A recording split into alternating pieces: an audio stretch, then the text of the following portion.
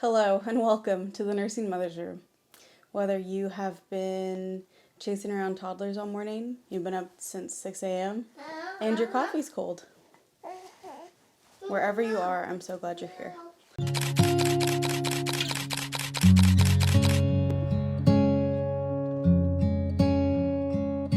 If you're like me, you've probably been up since 6 a.m. chasing a toddler and feeling like you haven't gotten anything done. On top of that, I think I have tried to record this video at least 3 times now. And each time something has come up, but I guess that's what happens when you are a new mom of 2. Had my baby, in case you guys didn't know. We've been living in the newborn bliss and adjusting to being a family of 4. It has definitely been a wild journey, and we are so grateful and thankful, but it is definitely a new season that is very, very stretching at the moment. We are for sure loving every single moment of it, and I know that it's been a while since I have come on here and done an episode and talked with you guys, and so I figured this would be the perfect time. We are now almost 8 weeks. I'm almost 8 weeks postpartum, and it's been a journey. So for those of you who did not know, I ended up having to be induced. I had gestational diabetes, and our little girl was growing very large, very fast. So our doctor decided that around 37 weeks is when I would need to be induced so that we wouldn't have to worry about her getting too big or sugar levels or different things. I started on metformin to try to bring down my sugar levels or my fasting numbers in the morning because I was still very, very high. My food numbers were actually doing pretty good, but the fasting numbers were still kind of up there. Instead of being in like around the 90s range, I was in the hundreds, and I was on a strict diet. I had the gestational diabetes book that kind of gives recipes. You stay with high protein, low carb, low sugar, and it just was, I was feeling really good with the diet and with the meal plans and all the different things that I was doing, but it just wasn't enough to manage the diabetes. So I was on metformin. With the metformin, I started having all kinds of crazy side effects, and one of them ended up being very, very strong heart palpitations that would really kick my butt, especially in the evening. And so after talking with my doctor, we decided that going on insulin would be the next best option, and we started around 8 units at the beginning at night before I went to bed.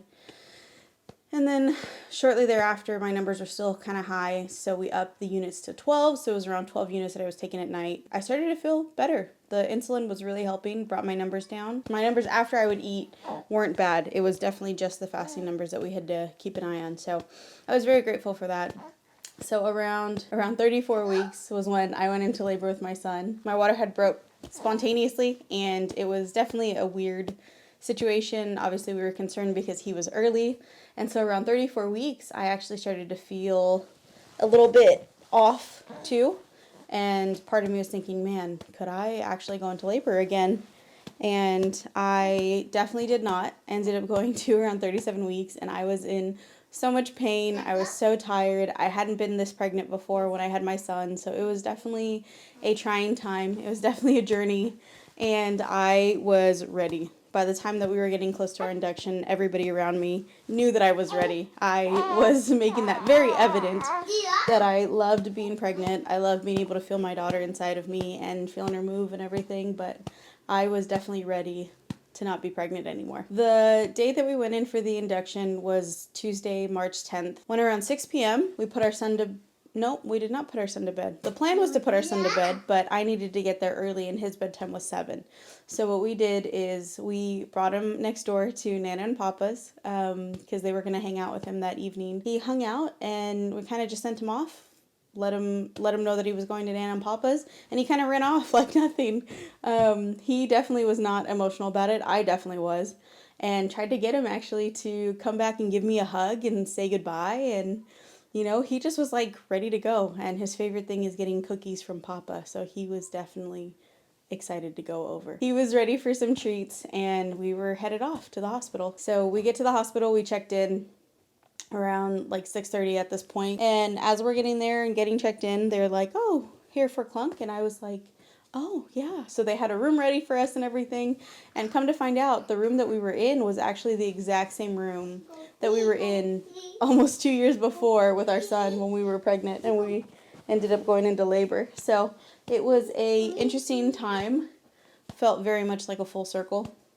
And while we were waiting for the doctor, we just kind of settled in, got ready. We brought our Fire Stick, brought the Switch, brought iPads, laptops, chargers, all the whole 9 yards. Because last time our hospital stay, we ended up staying for about a week when we had our son, and I labored for over 35 hours. And so this time around, we were definitely prepared for a long stay. We were hoping it wasn't going to be long, but we were definitely prepared for it. So we settled in and got situated. They were letting me know that they were going to start me on Cytotec, the medication. They went to check my cervix first.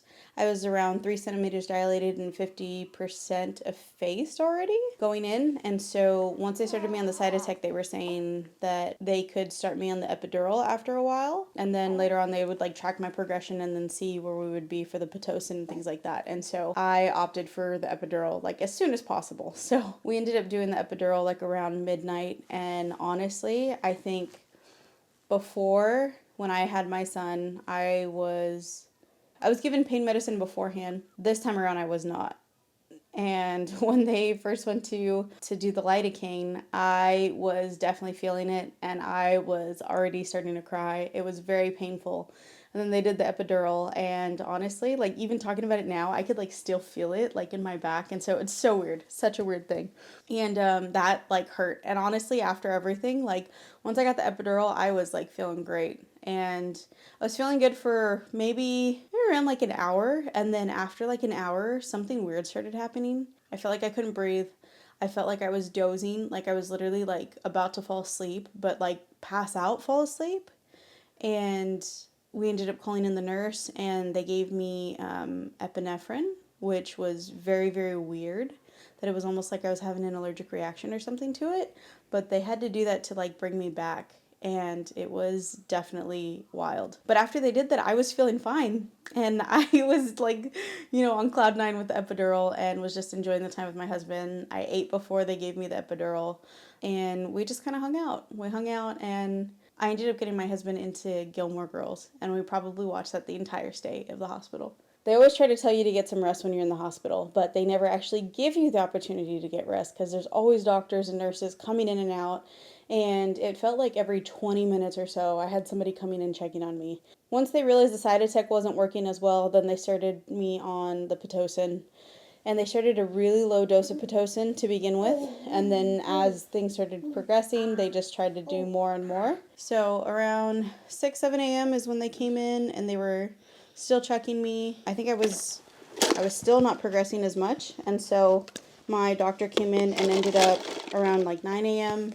breaking my water, and they were still trying to drain water out of me probably till almost around like 3 p.m. It just was constant. Around 4 p.m. they were doing a quick check, which was hilarious. So my parents had come and stopped by because the last check that they did, the nurse had said that on one side I was around 7 centimeters dilated, and the other side I was around 9. So it was like really weird how they could like determine how far and how much on one side versus the other. And so we had texted everybody in our family chat about that, and my parents ended up saying that they were like in the neighborhood, and they ended up showing up at the hospital, and I was like, what are you guys doing here?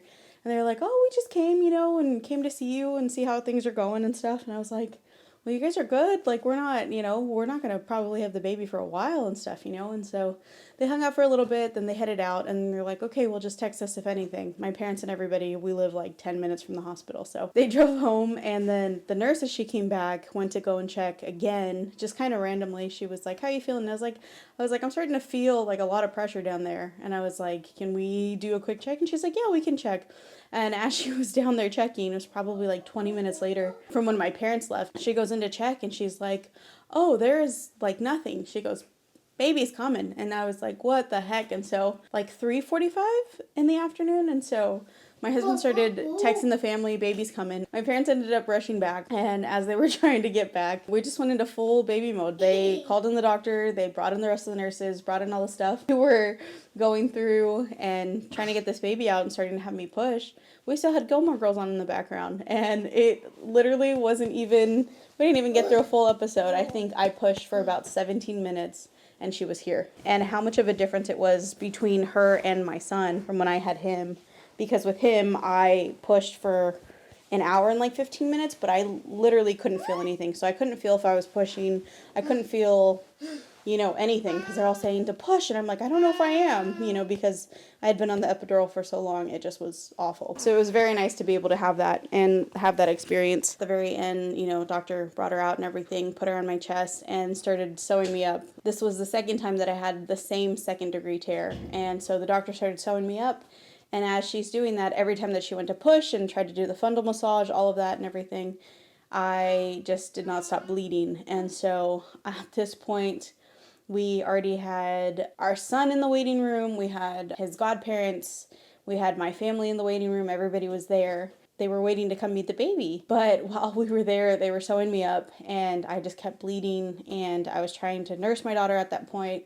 I was like on cloud 9, but I also was feeling very weak at that point. And so I don't know, everything felt like it was happening so fast. We finally got to the point of like having everybody like come in to try to meet the baby and all of that. And at first we wanted everybody to come in, my immediate family, after our son came in to meet her, because we wanted to tell everybody her name, and that we named her after my grandmother, and her middle name was after like my mom. And so it was definitely a sweet and emotional time, but it was definitely tiring and stuff too. So I was pretty exhausted at that point, but I was feeling okay. I was excited and everything, and I was just feeling like I was just tired from pushing and giving birth. And so after a while, we waited for my brother and his girlfriend to show up so that they could meet the baby, because they were coming back from work and all of that, so they were coming a little bit later. So by the time that they came, I was definitely feeling very off. I started getting chills. I started to almost black out, and my dad had bought me a cheeseburger for me to just eat something, and as I was like eating, I just ended up throwing everything up immediately. It was pretty bad. And towards the end of it, I ended up hemorrhaging and lost about 1 liter of blood, which was a lot at the time, and so it was very, very stressful, and I started to get heart palpitations while we were in there, and they would like make me cough. It's like a weird, I don't know how to explain it, and I don't know if it was really like my heart or more of my lungs that was causing that. And so I started to cough and all of that, and so they ended up doing an EKG on me. EKG came back normal, thankfully. Yeah, we had everybody come in, had to meet the baby like super quick, and then I wanted to just rest, and so I did. They had me on very strong pain medicine for that time being, and then when they moved us into the postpartum ward, I wanted to take a shower. They said that I couldn't because they still needed to monitor me and my levels and everything, and so it was a rough time being in the hospital from Tuesday through Saturday.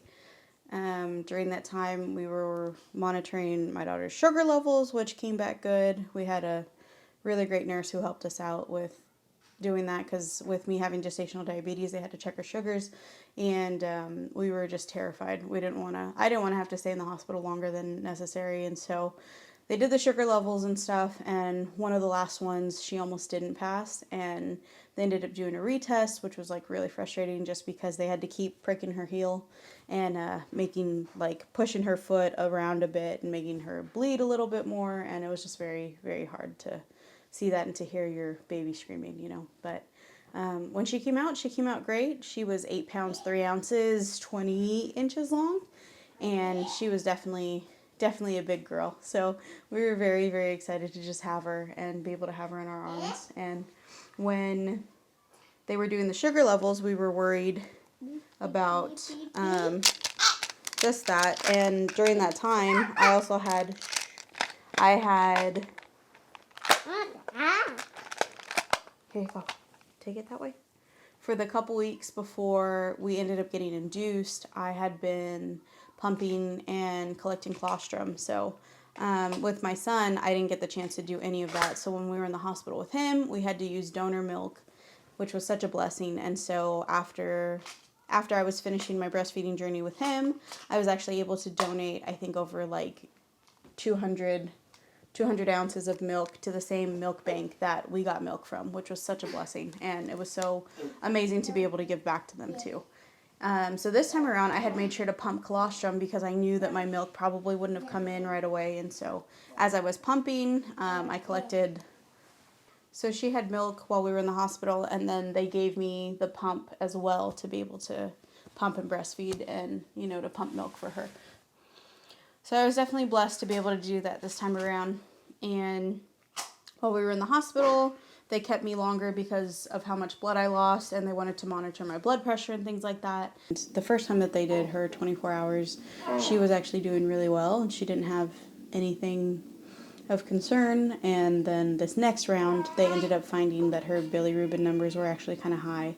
And so with that, they were going to have to check her a few hours later, see how well she's eating, and then they were going to go from there and see what we were going to do. Now, last time around with my son, his bilirubin numbers were very high, and that's what ended up keeping us in the hospital for extra days, and he had to be under light therapy and have the little light mask and everything. And it was very emotional for me, for my husband, and also our son, because he was a preemie.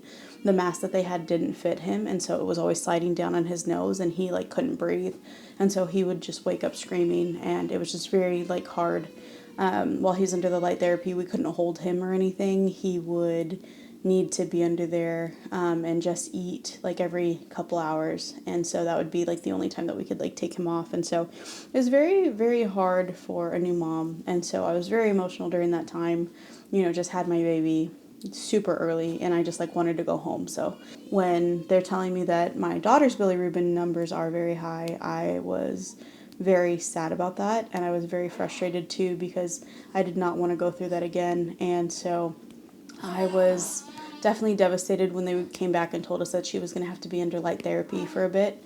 And so they were hoping that it wasn't going to have to be long, though, because her numbers weren't too high. She was at like a 10, and the doctor wanted her to be down around a 9 for us to be able to go home. And so one of the ways that you can help with your kids with their bilirubin numbers is just to kind of help flush them out. And so I definitely just started like, I guess like they call like power pumping or something or whatever, but I basically was pumping every hour, and I was hydrating, I was eating, I was trying to get my electrolytes, everything in, just so I could have more breast milk or have my milk come in. And so I think around Thursday is when my milk started to come in, and so Friday, when they told us that her bilirubin numbers were high, I started to just really pump consistently, like every hour. And they had a lactation consultant come in, which was hilarious because she ended up being the same lactation consultant I had last time around with my son, and it was just really good to see her. And so I was talking to her about everything that I was doing. My daughter was already eating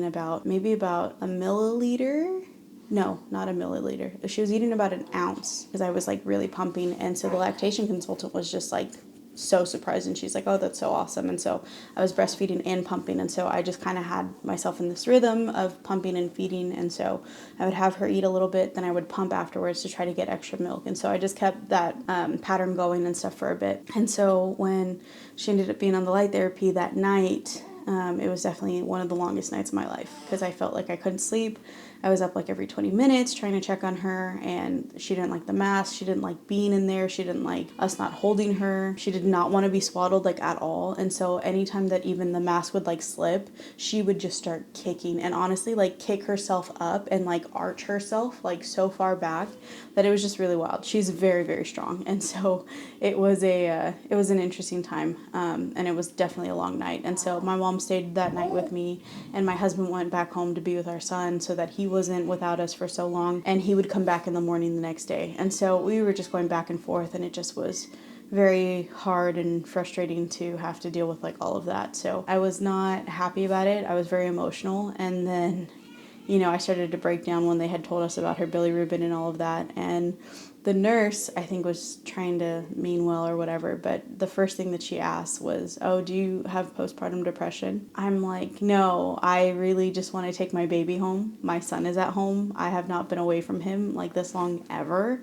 And so I just, like, I understand the concern, but I also was very frustrated that that's like the first thing that they jumped to was that I had postpartum depression. I'm like, no, I just had my daughter. I'm like very happy. I'm very happy to not be pregnant anymore. I'm very happy that she's healthy. I just want to go home. So it was definitely a tough time, and so I was not happy. And so we stayed overnight, and we just kept praying. We kept praying over her, praying over our son. I was definitely losing it, and because in my head I'm thinking, I don't want to stay here another week, you know, like we did with our son. And my husband kept looking at me and he's like, hey, she's going to be okay. I need you to be strong. I need you to like pull through. And even before we had her, we had a good friend of ours that I just feel this thing of your daughter that like she's a fighter and that like there are things that are going to be coming.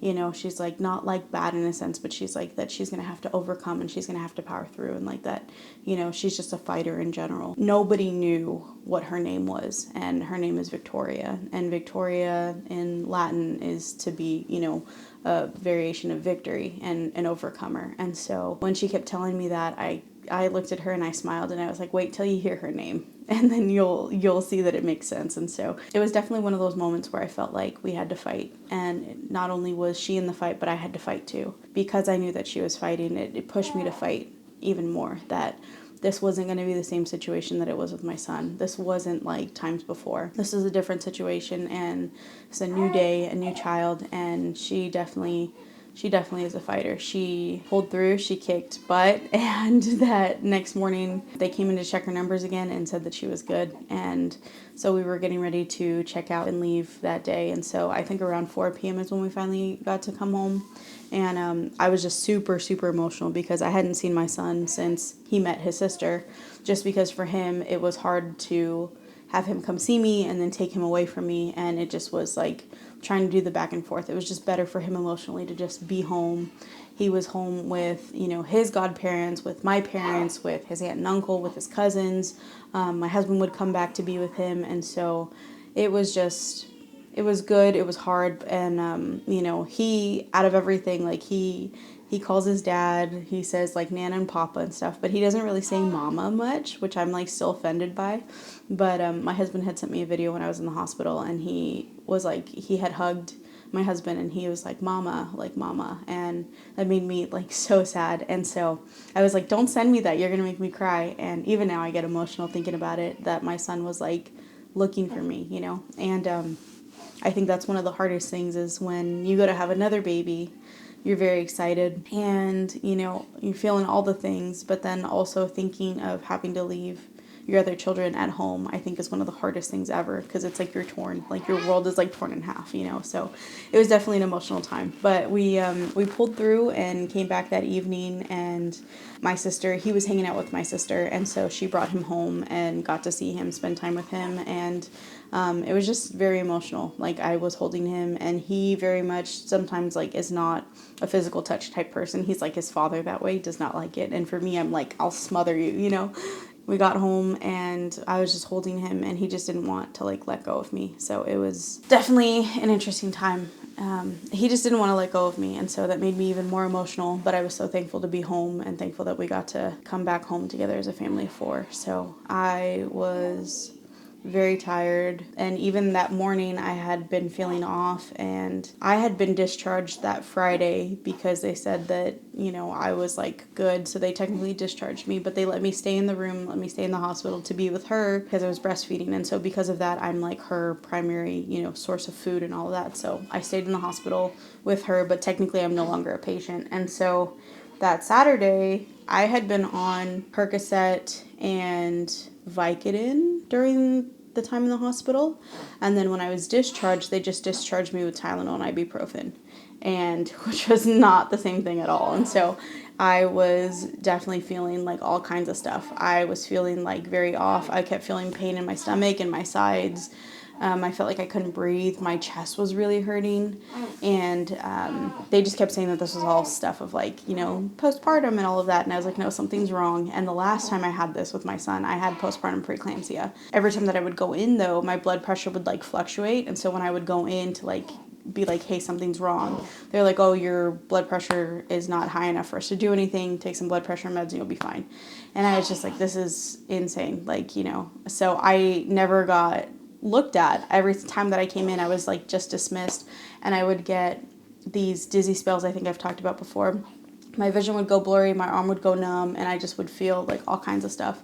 So this time around, I made sure that I was advocating for myself. And so I ended up going into OBED and going to get looked at. And the doctor that was in there that was on call was a doctor that I had seen before several times while I was pregnant. And I would tell him, I'm feeling this, I'm feeling that. And he'd be like, oh, drink some Coke and, go rest. And I'm like, I have gestational diabetes. I can't drink Coke right now. You know what I mean? So it just felt very dismissive of things, and I understand that he had other patients or different people to deal with, but I had very, very real concerns and I felt like I was dismissed. And so I was very frustrated. And so Saturday when I went in, same thing happened. My blood pressure was pretty high, but he was like, it's just postpartum stuff, go home. And he was basically like, what else are you feeling? And I was like, oh, I've had these pains and stuff in my chest, my stomach's hurting, my stitches are hurting. I'm starting to feel everything, obviously, because I'm not having such strong pain meds. And he's like, oh, well, you should be fine. Just go home, drink some water, basically hydrate, rest, all that.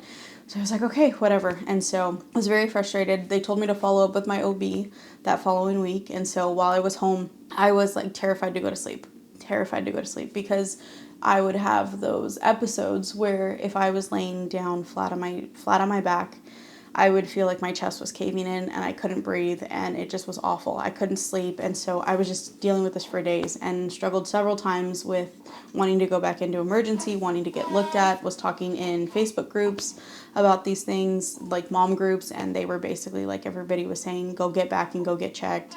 And I would check my blood pressure at home, numbers would be high, numbers would fluctuate, and it was just very scary. And so then on Wednesday, that following week, I went in to go get my blood pressure checked, and before they were saying that oh, if you feel pain, if you feel this or that, go to OBED and go get looked at. And I just kept telling them every time that I've gone in, they just dismiss me. I feel like I'm crazy and I don't like that. I hate wasting my time coming in if they're not going to do anything or they're not going to take me seriously.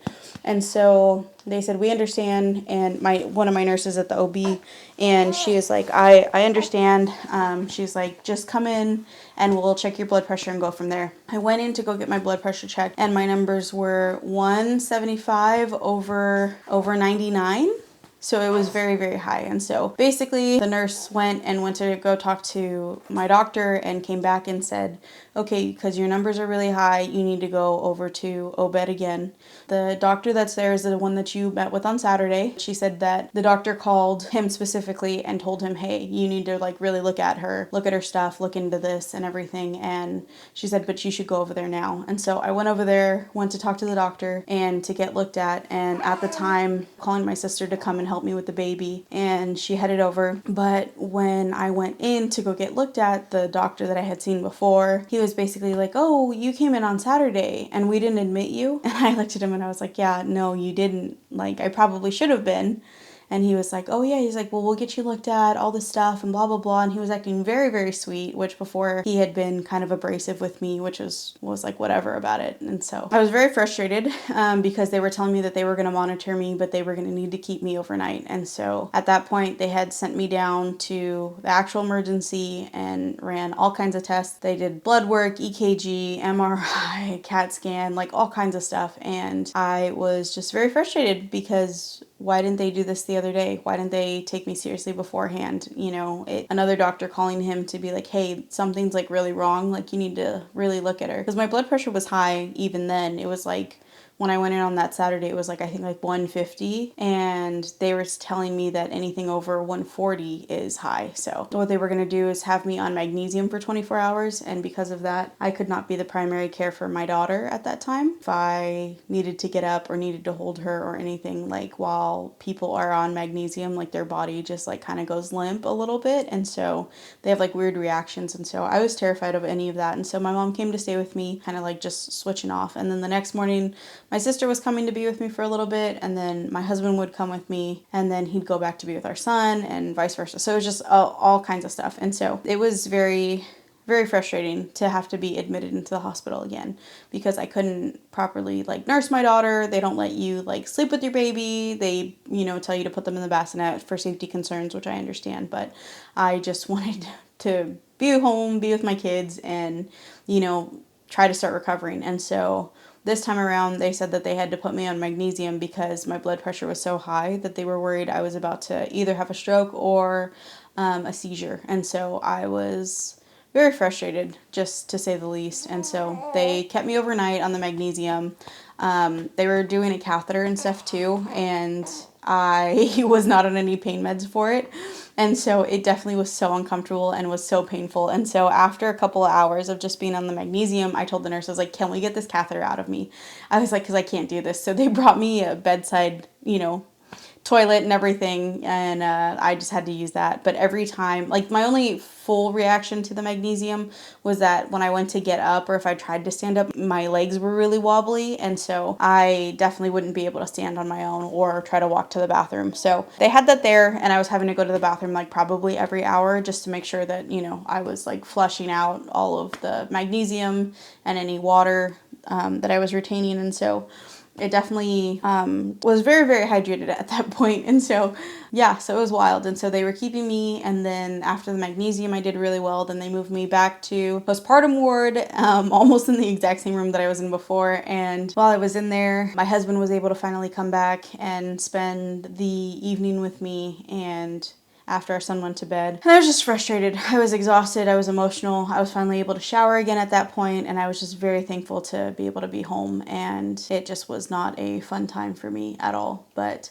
that Friday, they were trying to tell me that they were going to keep me another night, and I was just so over it. And I was emotional, and I was crying. And so the doctors again were like, are you okay? And I was like, no, I'm not okay. I would like to be home with my kids. Because at that point, they hadn't been doing anything else besides putting me on just the regular blood pressure medicine and just kind of checking me every several hours. But they were basing the checks on when I was kind of like fluctuating off of the blood pressure medicine, because they had me taking the medicine twice, like every 12 hours, but they were monitoring me every 9 hours or 8 hours. And so because of that, by the time that they would check me the next time, my numbers would spike because it had been so long since I had taken my last dose of medicine. So it just didn't make sense to me of why they were using that. And so because of those numbers, they were like, oh, well, we're going to keep you longer. And the one doctor that we talked to, it was very frustrating. And I try not to generalize things as like just a male thing or whatever, but this guy was very much, I felt like, mansplaining to me a bit. And he was also kind of a little rude, I would say. He was basically like, well, we're going to keep you and monitor you because we don't want to have, like, as a hospital, we can't have our admittance? They couldn't have the number of people that they readmit be higher than the 50% or whatever, because it looks bad on the hospital and all of this stuff. And he was basically telling me that they were just going to keep me longer just to make sure that they didn't have to readmit me again. And part of it was like just very frustrating, because I'm like, if you would have kept me from the beginning when I first had these concerns, we wouldn't be here right now. But nobody took me seriously back then. So it was just very frustrating to be told that, like, they were going to keep me longer just because it looks bad. It doesn't look bad in the hospital. And I'm like, so it just felt like they didn't really care whether I was okay or not. And so they had me on the blood pressure medicine, and they were trying to monitor me, and I was just very much like at the point where I was like, I just want to go home. Like, my numbers are still going to be high. This isn't going to come down. Like, it doesn't make sense to me. So they had to adjust the meds. They had to up it, give me a second medication. At that point with the blood pressure medicine, they were checking me. They bumped everything up to every 8 hours.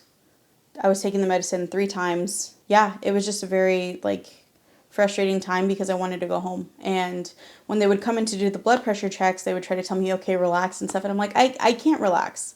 My blood pressure, I just finally told the nurse, I said, my blood pressure is probably still going to be high because I'm very frustrated. I'm angry at this point. I just want to go home.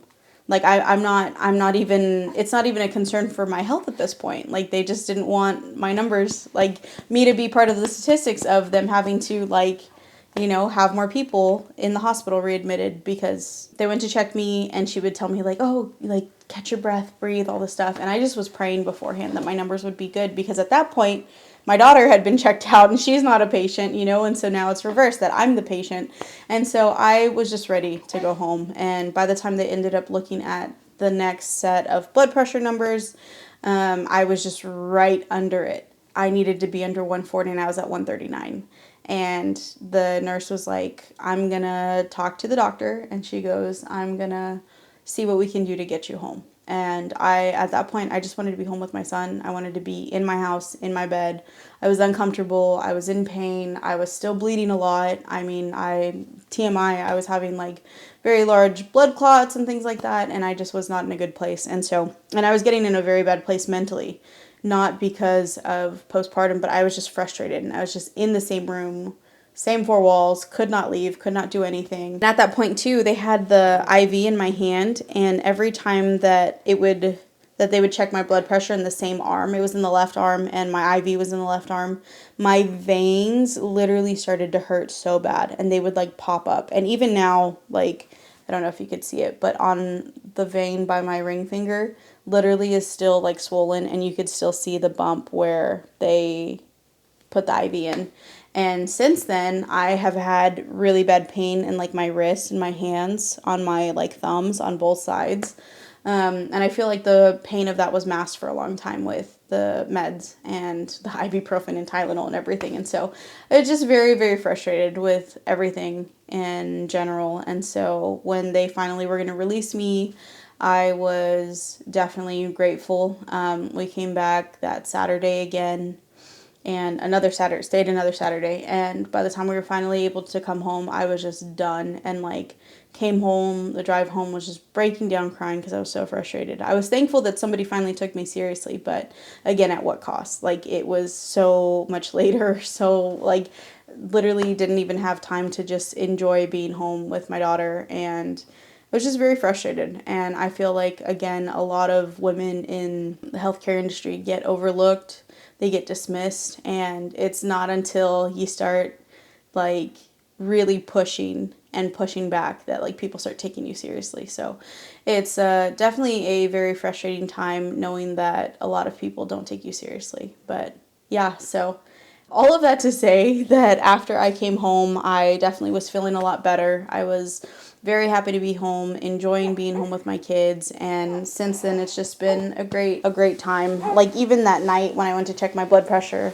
came home, my numbers were already so like down so significantly than they were in the hospital, even with the blood pressure medicine. And so I just was happy to be home. And since then it's been about like 5 weeks since we've been home, and I've just been very grateful and adjusting to being a mom of two, and that in itself is challenging. But all of the medical stuff, it's like finally gone down. I went in for my 6-week appointment, and my blood pressure numbers were like almost considerably low, and my doctor was like, yeah, take yourself off of the blood pressure meds, like, you're good. And so I've just been very grateful, because I hadn't had to deal with high blood pressure like ever before I was pregnant.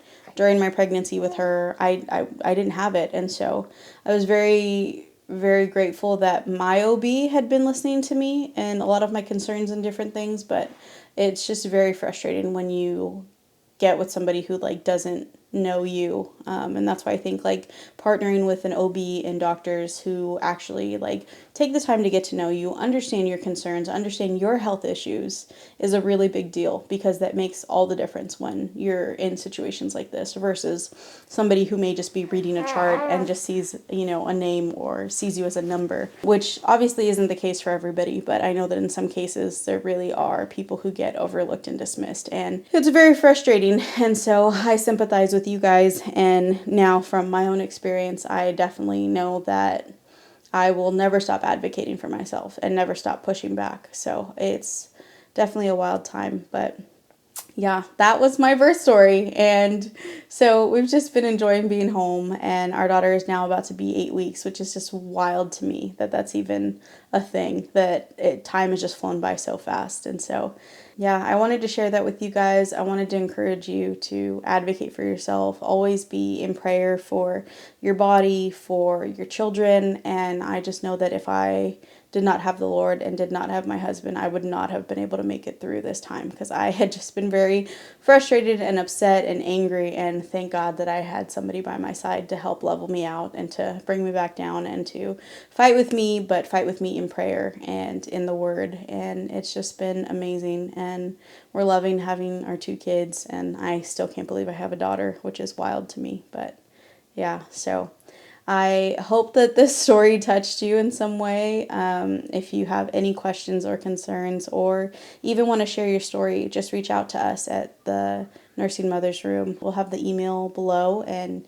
connect with us on social media. And we're not meant to do this journey alone. We're not meant to be in motherhood alone. So never be afraid to reach out, and we will see you next time in the Nursing Mothers Room.